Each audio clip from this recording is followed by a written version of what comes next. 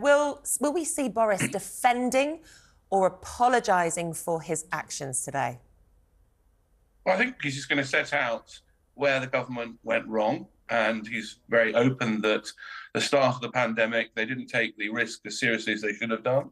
But he's also going to make the case that the big calls, the timing of the lockdowns, and particularly the vaccination rollout and the decision to release restrictions, he got broadly right. And I was in his government under Secretary of State Michael Gove, and I know that he pushed for an opening of the economy earlier than many, including Michael, would have wanted. And he was broadly right in those big calls.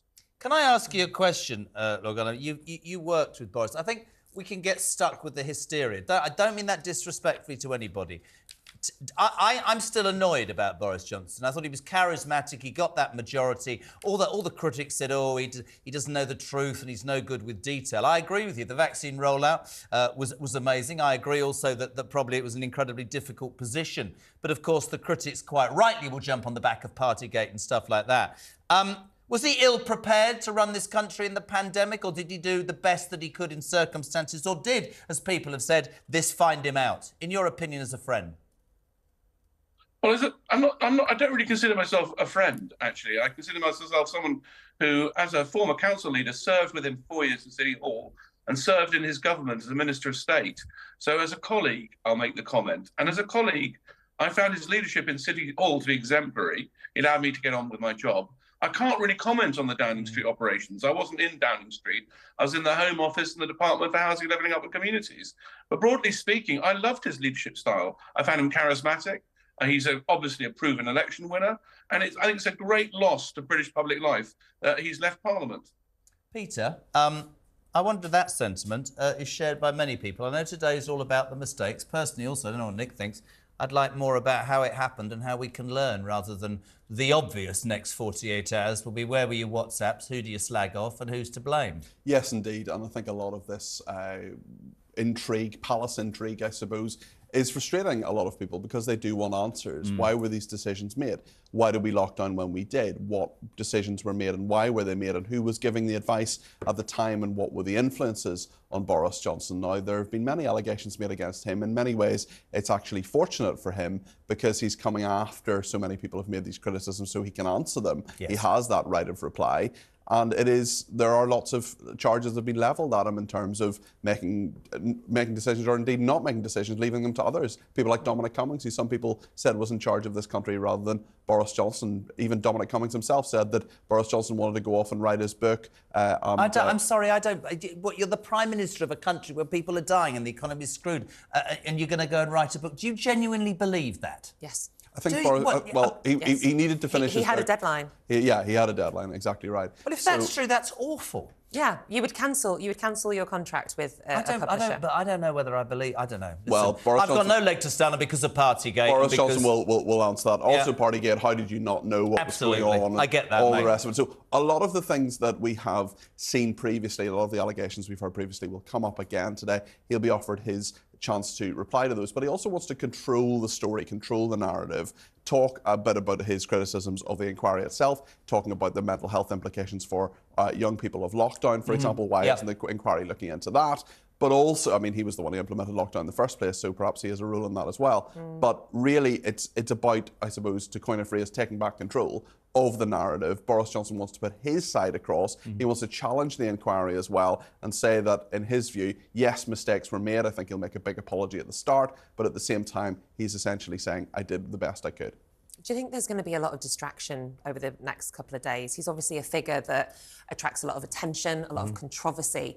Do you think that the next few days will be taken seriously, or will it be these explosive headlines, these bizarre tangents that we know Boris Johnson is likely to take us down? It's a big challenge for Hugo Keith KC to keep him on track. Sure. Now, Hugo Keith, who's the lead prosecutor in this, or well, not prosecutor, but the lead counsel, I should say, although he sometimes treats it as if he's a prosecutor, he will try to keep him on track. He slapped down Michael Gove in the past. So wrong that, by the way. When Michael Gove tried to talk about the origins, I think Boris Johnson's going to try to talk about the origins. I mean, I'd love Lord Greenhalgh on this. We'll talk about Boris Johnson in a tick.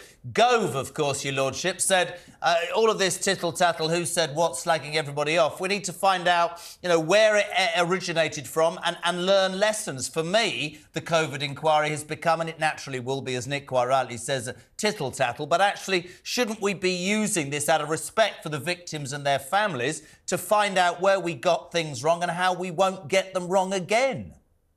I couldn't agree with you more. And I want to say both my parents caught COVID. In fact, my entire family caught COVID. And sadly, my mother died in early April in the first lockdown. It was deeply sad. Her mother lived on till 96.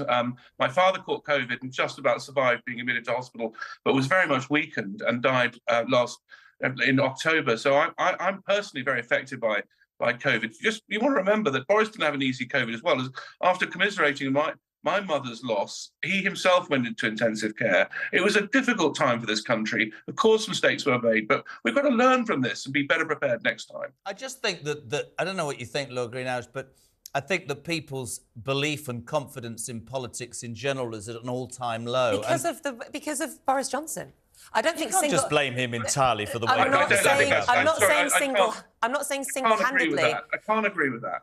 But I can't agree with that. You can't just single one out. You can't single someone out. You didn't let me finish my sentence. I'm not saying single-handedly, but Boris Johnson was at the helm. I'm not talking about just necessarily the beginning of COVID, where yes, times were unprecedented.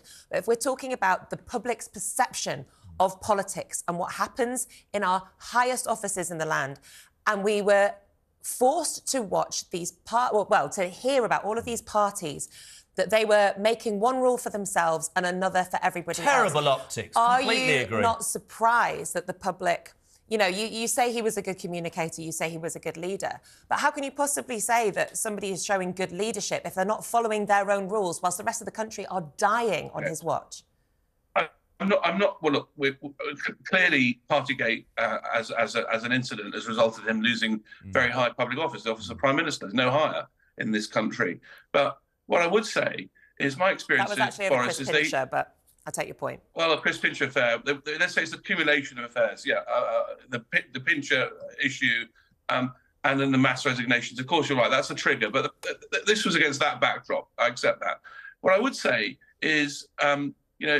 All the things I say about Boris are my own personal experience. Yeah. I see his strengths. And I would argue that maybe some of the things that you get wrong when you go higher up is who you surround yourself with. I'm not sure Dominic Cummings was the right man. Do you know what, Lord Greenhalgh? I was saying to somebody last night over a drink, and this is absolutely true. I'm completely with Nick. The optics of Partygate, you're never going to come back from there. I happen to believe that 3 months into the job you've always been destined for, if your choices are either ruining the economy or thousands of people dying, I don't think anybody probably would have got it right. I think the scientists have to take responsibility. It was that Ferguson bloke in Cardiff. But I will absolutely say this. It frustrates me that a man who I believe has great ability through some mistakes of himself and situations is no longer in public life. But maybe all the do-sayers will say, yes, he was brought down, he was never good enough. I don't happen to personally believe that, but we'll see what people think.